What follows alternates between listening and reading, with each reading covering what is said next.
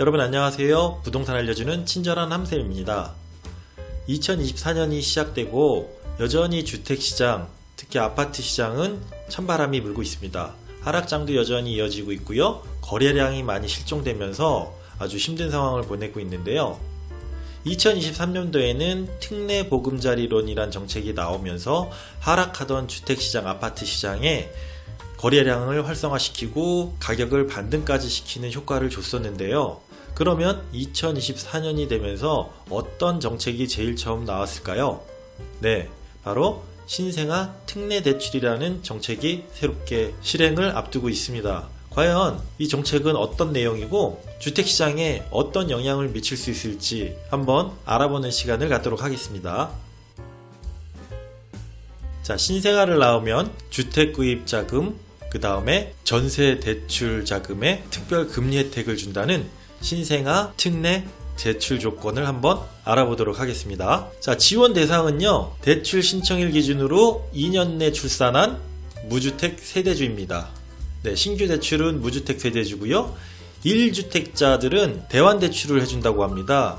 금리가 비쌌던 사람들 저렴한 금리로 바꿔주는 거죠. 그동안 조금 비싸게 대출받았던 분들 저렴한 대출로 갈아타기 할 수 있는 기회를 주는 건 참 좋은 것 같습니다. 그리고 부부 합산 소득이 1억 3천 이하고 순자산이 4.69억 이하의 혜택을 주겠다고 합니다. 자세한 상황은 2023년 1월 1일 출생아부터 적용이 되고요. 입양아 포함이랍니다. 입양아도 역시나 2023년 1월 1일 출생 이후자부터 적용을 한다고 하고요.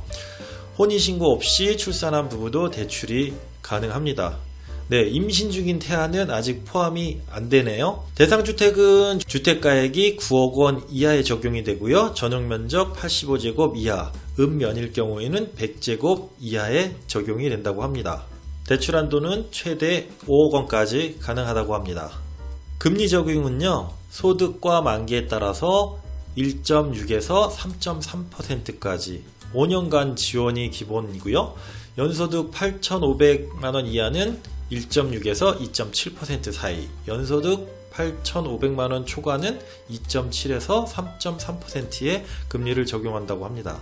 신생아 1명당 5년 거치고요. 2명일 경우에는 10년, 3명일 경우에는 15년까지 연장을 해준다고 합니다. 어쨌든 신생아 1명일 경우에는 5년 동안 저금리로 주택을 매매하고 이자만 내다가 5년 후에는 다시 만기 상환을 해야 되는데 그때 이제 다른 대출로 갈아타거나 아니면은 또 신생아가 생길 경우에 추가로 연장이 가능하다, 이런 뜻으로 이해하시면 되겠습니다. 자, 다음으로는 매매뿐만이 아니라 전세도 대출을 지원해준다는 얘기인데요. 신생아 적용 기준은 2023년 1월 1일 출생아부터 적용하는 거 딱 똑같고 나머지도 다 똑같고요. 무주택 세대주한테 연소득 1억 3천 이하인 경우 순자산 3억 4,500 이하인 경우로 전체 보증금이 5억 원 이하, 수도권 외 지방은 4억 원 이하일 경우 전용면적 85제곱, 읍면 100제곱미터는 똑같고요. 네, 3억 원 이내, 보증금의 80% 이내일 경우에 신생아 특례 전세자금 대출을 해주겠다 뜻입니다. 금리는 1.1에서 3%까지 4년간, 한 자녀 기준으로 4년간 지원을 해주고요. 기존 자녀가 있을 경우와 추가 출산의 경우 우대금리를 적용해준다고 합니다.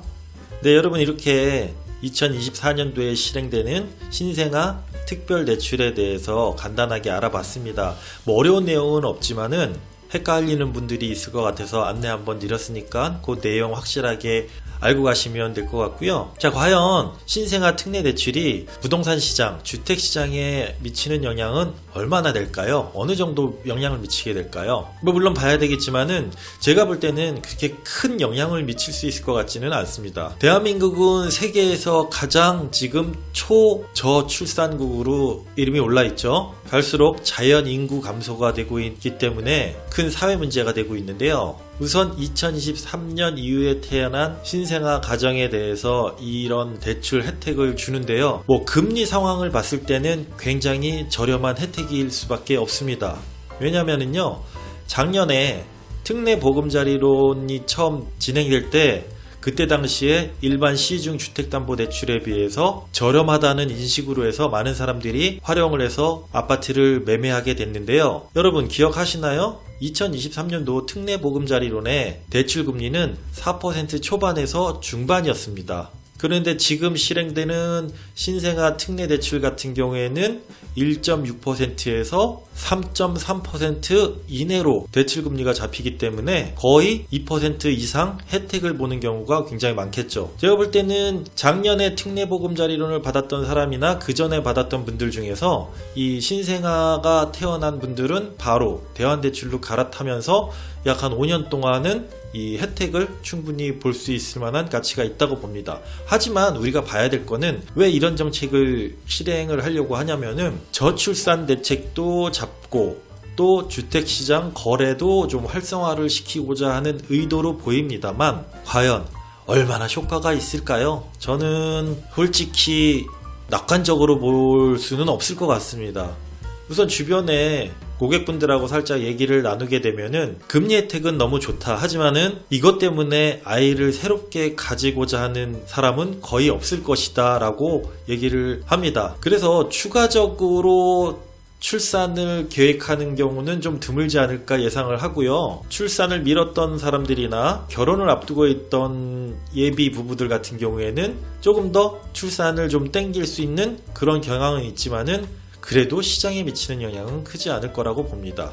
또 중요한 부분은요. 작년에 특례보금자리를 통해서 매매가 많이 거래가 활성화됐었죠. 그러면서 어떻게 됐었나요? 2021년 말부터 해서 2022년 말까지 해서 급속도로 주택시장, 특히 아파트 시장이 하락장을 겪고 있었는데 특례보금자리론이 나오게 되면서 좀 많이 떨어진 거 아닌가 하고 실수요자들이 많이 들어와서 매수를 했습니다. 4% 특례보금자리론으로 저렴하다 그래서 작년에 많이 매수를 해서 들어왔는데 지금 상황이 어떻게 됐습니까? 작년에 그때 당시에 매수했던 분들 중에서는 지금 하락장으로 다시 돌아서서 많은 어려움을 겪는 분들이 너무나 많아서 안타까운 상황이 이어지고 있습니다. 그리고 올해 시장을 봤을 때도 전체적인 금리는 바로 내려갈 것 같지 않은 분위기고요. 또한 아파트 시장 하락기가 바로 지금 반등을 할 수 있는 여건을 갖추고 있지는 않습니다.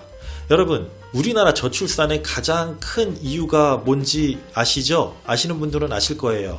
아이를 낳지 않는 가장 큰 이유 중에 하나가 너무나 높은 집값 때문입니다. 집을 사기가 너무 힘들기 때문에 아이까지 낳아서 키우기가 더 힘들다고 판단한 사람들이 아이를 안 낳게 됐던 겁니다. 그리고 저도 아이 둘을 키우는 입장이지만은 갈수록 우리나라는 아이들 키우기가 점점 쉽지 않은 그런 상황이 돼가고 있는 것 같습니다. 네, 옛날 분들은 어떻게 그렇게 여러 아이들을 키웠는지 정말 존경스러울 정도로 둘 키우는데도 이렇게 힘들다 생각하는 사람들이 많은데 갈수록 더 힘들어집니다. 집값 비싸죠. 사교육비는 점점 더 오르고 있죠. 정말 이런 대출금리 정책도 좋지만은 기본적인 이런 아이들을 잘 낳아서 키울 수 있는 이런 환경적인 그런 복지 정책도 더 추가적으로 많이 나와야지 출산율도 늘어나고 그 다음에 시장경제에 맞춘 주택시장 안정화도 시키면서 집을 사기 좀 쉬운 환경을 조성해주면은 자연스럽게 출산율도 올라가지 않을까 예상을 합니다. 그래서 결론은요, 신생아 특례 대출이 이 신생아를 낳은 분들 중에서 일부 분들에게는 오히려 저는 매매보다는 전세를 얻는 데 있어서는 조금 더 활용하기가 더 좋을 것 같아서 전세 시장이 조금 더 활성화가 될 것 같고요. 서울 수도권보다는 지방 쪽에 이렇게 아이가 키우기 좋은 광역권, 대도시 위주의 신도시 아파트들 위주로 활용성이 많아서 어느 정도 효과가 있을 것 같습니다. 하지만 전체적인 지금 현재 주택시장의 흐름을 완전히 이렇게 바꿔주는 정도의 그런 효과는 없을 것 같고요. 이 대책을 시작으로 더 많은 대책이 나올 거라고 예상은 하지만은 새롭게 계획이 없던 아이를 갖거나 빨리 낳아서 이 혜택을 받으려고 한다라는 사람은 거의 없지 않을까 예상합니다. 아무튼 어느 정도의 효과를 좀 기대하면서 출산 장려하는데도 어쨌든 좀 도움이 되길 바라고 주택시장 거래도 어느 정도 조금 더 일어날 수 있기를 바라도록 하겠습니다. 네, 다음 시간에 또 뵙도록 하겠습니다.